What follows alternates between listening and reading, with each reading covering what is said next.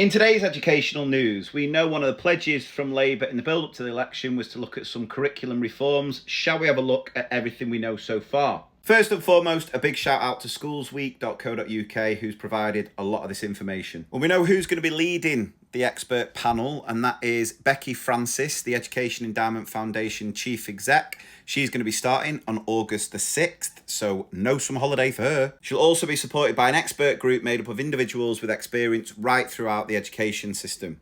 They have yet to be appointed, but if it's anyone they've used in the past, I'm not holding out too much hope. They also taken into account the views of experts, parents, teachers and leaders, as that will be pivotal to the recommendations. There is a September launch. An official call for evidence will be launched in September. The review will also take written evidence from key stakeholders, plus there will be a national roadshow to meet and get input from staff on the front line.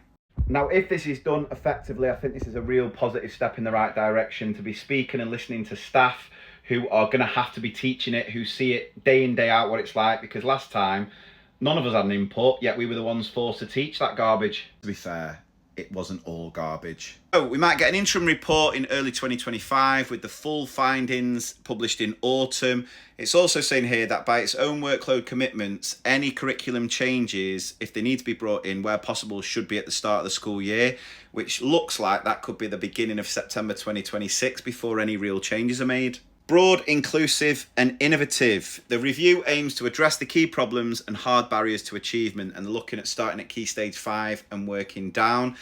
The government said they are seeking to refresh the curriculum to ensure it is cutting edge, fit for purpose and meeting the needs of children and young people to support their future life and work. The review will ensure that the curriculum appropriately balances ambition, excellence, relevance, flexibility and inclusivity for all our children and young people, and it will ensure meaningful, rigorous and high-value pathways for all from 16 to 19. So the aims of the review is an excellent foundation in core subjects of reading, writing and maths, a broader curriculum so that youngsters do not miss out on subjects such as music, art, sport and drama. Love that. A curriculum that ensures children and young people leave compulsory education ready for life and ready for work. This includes embedding digital, oracy and life skills into the curriculum. Love that. A curriculum that reflects the issues and diversities of our society, ensuring all children and young people are represented, and an assessment system that captures the strengths of every child and young person and the breadth of curriculum with the right balance of assessment methods while maintaining the important role of examinations. First thing I'll say about this one, best thing for that, bomb off the SPAG test. Don't need it, waste of time.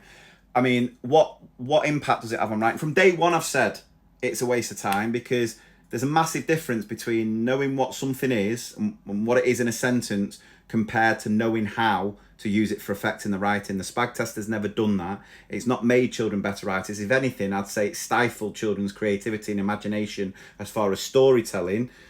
And if we focus more on why use it for effect, that's going to improve children's writing. It'll be interesting to see where they go with the digital side of things. I've said for years that digital literacy needs to be at the forefront of the curriculum. I think the fact that we don't do anywhere near enough around e-safety, online safety, is one of the biggest failures of our education system. We know as teachers the amount of issues we're having to sort because of technology, and I think the best form of prevention with a lot of these issues is education. And I want to make it clear, by the way, if it was up to me, social media would be banned from the 16s, but they will eventually get to an age where they need to use it. So having an education about how it works, how to stay safe, how to be responsible, is really going to help them when they grow up.